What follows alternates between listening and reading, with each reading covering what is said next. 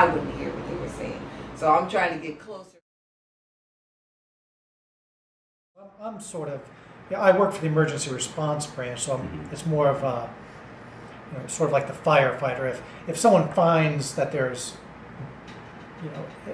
something like these sample results that Global Community Monitors found in Sierra Club, that's when I come in and try to tackle. I first became aware of the problem there on Pleasant Street in Patricia after the Sierra Club worked with the community there and with Global Community Monitors to arrange for 2 samples to be taken in the basements of a couple homes there, which showed petroleum compounds. Those results were provided to EPA, and I was assigned to go out and investigate. I first spoke to Global Community Monitor. I spoke with the Michigan Department of Environmental Quality, and I spoke with several parts of the city, the health department and the environmental affairs and the water and sewage department. And then I spoke with the resident on Pleasant Street, and I arranged to bring out an air monitoring team and a plumber. And we went out. The plumber found that the sewage trap, which is in everyone's home, which allows waste to go out and prevents sewer gas from coming back into a home, was not present in this person's home. And we also found petroleum compounds. We went outside, we started pulling up manholes, we started doing air monitoring, and found petroleum compounds outside. And pretty quickly we traced the source of those petroleum compounds to the outfall at Marathon. And in talking with Marathon, they discharged their wastewater treatment to the combined sewer which runs along Pleasant Street. She called Brian Kelly, the EPA, and asked him to come to my house. He called me and asked me could he come. I said, sure, come on. I wish you would. So then he came out with 2 of his techs, I think. 2 of his tech. No, he came out with 2 of his technicians,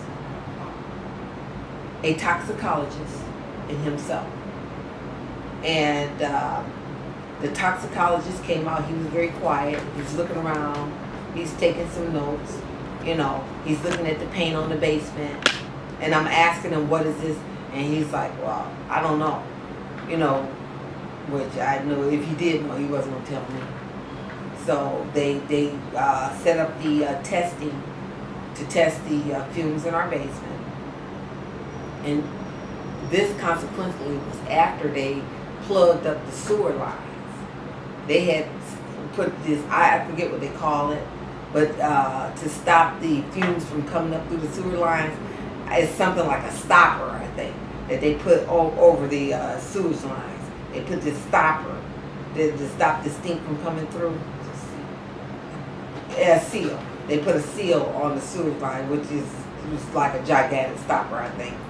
And EPA came out after that, tested the fumes in the house, and it still registered 2 times as high, which lets me know that it had to be off the charts when those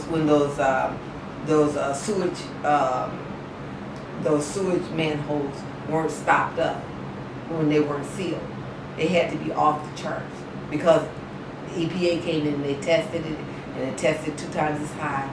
And when they brought back the results the following week, Mr. Kelly came out here with Mr. Paul Max, which worked with the environmental division of the Detroit city council or something.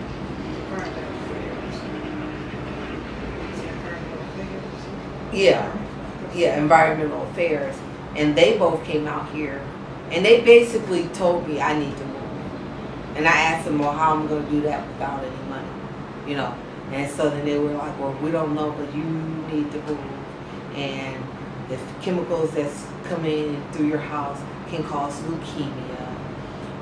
They can cause this. They can cause respiratory illnesses. They can cause they're naming all these different diseases that these fumes can cause. And I'm like, well, what's my recourse? What can I do about this outside of moving? You know, and besides, why should I have to move because of a situation I did not cause myself? And they were like, well, I don't know. We just letting you know what the situation was. So they gave me the typed report, and they left. The agencies got together, the city, the state, EPA, and with Marathon, we talked about, well, we know it's a problem in these two homes. Is it a bigger problem? And how could people be affected by this? So what we did was, we know it could be in the basement if sewer traps weren't working. We also had a discussion about whose responsibility sewer traps are to maintain. And so that's one way that it could be a problem. The other one is, could it be coming up through the manholes?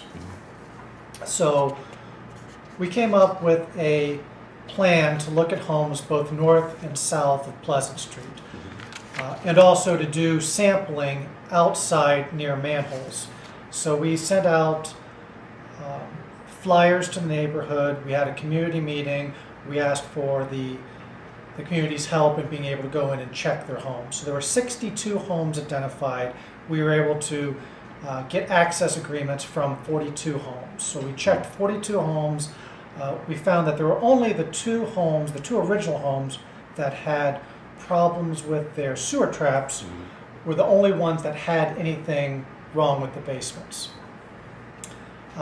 Outside, we now have 4 months of air sampling that we've done near manholes, and those have not shown that there's a problem.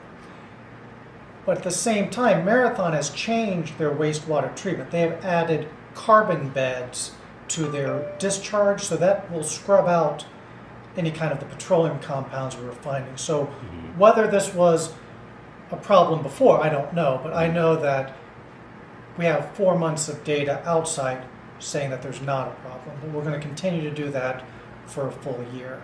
And then once we have that full year, our plans are to have another community meeting, tell people what we found, and I think this problem is a pretty quick cause was found and a pretty quick solution was found. I know that people in this community have a lot of concern about dust and about fallout and about odors.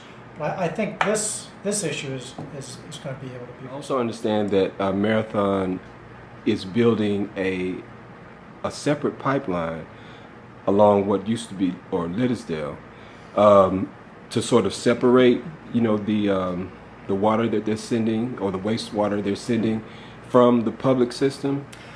They have said that. I don't know what stage or what the final outcome of that will be. And I don't know if that would even solve the problems. If you hard pipe that to the lift station and then that lift station sent it on, would you create a problem someplace else? What is being done now with the addition of carbon beds at the facility itself, I think that will eliminate the problem. They're still continuing to calibrate that.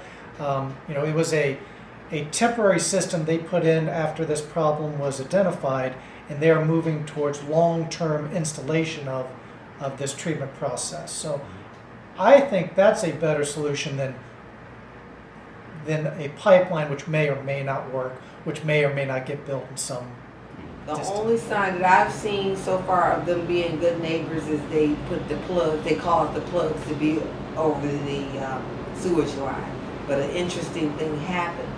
When they plugged those sewage manhole covers, now the same smell that we were smelling every day is on 4th Street.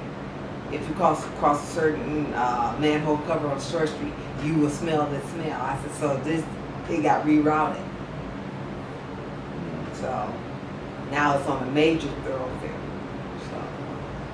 So. What's the harm in doing a cumulative impact? What's the harm in doing a health impact study of a community?